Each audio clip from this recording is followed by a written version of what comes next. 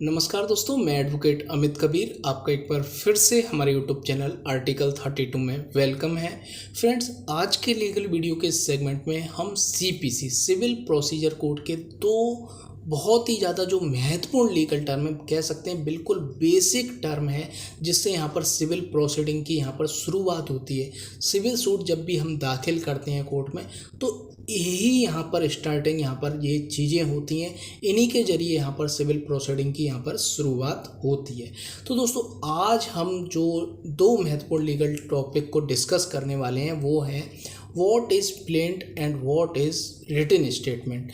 Plaint और written statement को इस वीडियो में हम डिस्कस करेंगे।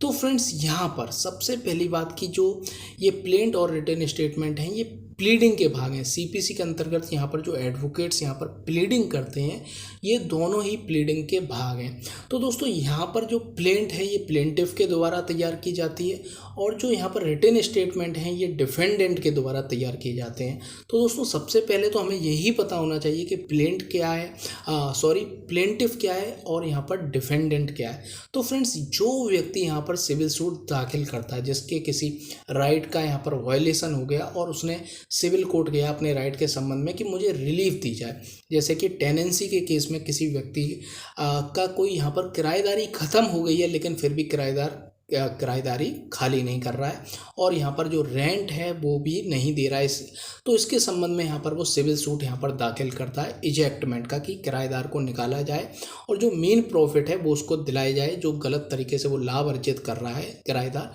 वो उसे दिलाया जाए। तो फ्रेंड्स, ऐसी स्थिति में ये क्या हो गया, ये यहाँ पर हो गया प्लेंटिफ, क्योंकि ये क्या कर रहा है, सिविल सूट को इंस्टीट्यूट कर रहा है, कोर्ट में जा रहा है और दाखिल कर रहा है। तो दाखिल वो किसके जरिए करेगा?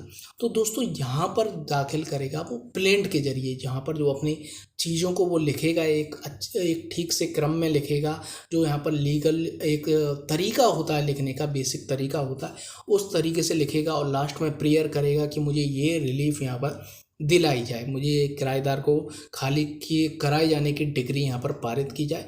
तो ये क्या है, ये प्लेंट है। इसी प्लेंट जब वो तैयार कर लेगा तभी उसे दाखिल करेगा सिविल कोर्ट में, और यहाँ पर सिविल केस, यहाँ पर सिविल सूट यहाँ पर इंस्टीट्यूट यहाँ पर हो जाएगा। तो ये तो हो गई प्लेंट। अब बात करते हैं कि यहाँ पर रिटन स्टेटमेंट। तो सबसे पहले जब प्लेंट यहाँ पर दाखिल हो जाती है, तो यहाँ पर दूसरी पार्टी को यहाँ पर कहते हैं डिफेंडेंट, जिसके अगेंस्ट यहाँ पर सिविल सूट यहाँ पर दाखिल किया गया है। तो उसे यहाँ पर तुरंत यहाँ पर नोटिस भेज दिए जाते हैं, 2-3 दिन में ही यहाँ पर नोटिस यहाँ पर भेज दिए जाते हैं एडवोकेट के माध्यम से।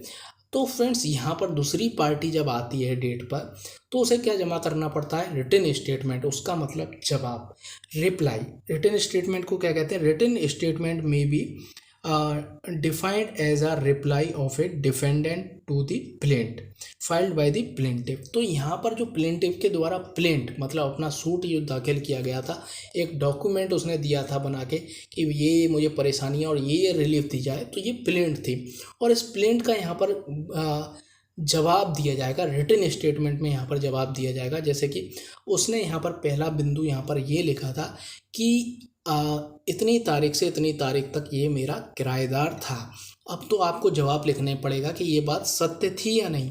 तो यदि आपकी ये बात सत्य है, ऑन रिकॉर्ड है, तो आपको यहाँ पर लिखना ही पड़ेगा। आप क्या लिखेंगे कि ये बात पूरी तरीके से सही है कि इतनी तारीख से इतनी तारीख तक मैं यहाँ पर किराएदार था। ये डिफेंडेंट अपने रिटन स्टेटमेंट में जवाब में ये लिखेगा। अब दूसरा पॉइंट ऐसे हम देख लेते हैं कि किराएदारी इतने तारीख को ख़त्म हुई, लेकिन हमारे द्वारा नोटिस भिजवाए जाने पर, अधिवक्ता के द्वारा हमने जो नोटिस भिजवाया था, उसके नोटिस भिजवाने के बाद भी इन्होंने यहाँ पर ये हमारा जो मकान था वो खाली नहीं किया।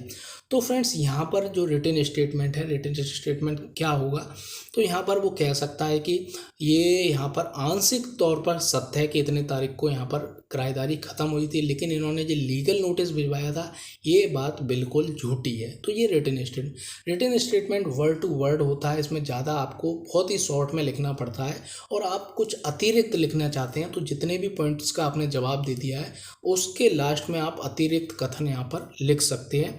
ये होता है रिटन स्टेटमेंट। तो फ्रेंड्स, प्लेंट और रिटन स्टेटमेंट के बाद यहाँ पर डॉक्यूमेंट्स जमा होते हैं, आर्गूमेंट्स होता है, और सिविल प्रोसीडिंग के यहाँ पर इशूज़ बनते हैं, इन्हीं के आधार पर इशूज़ बनते हैं और पूरा सिविल ट्रायल यहाँ पर चलता है।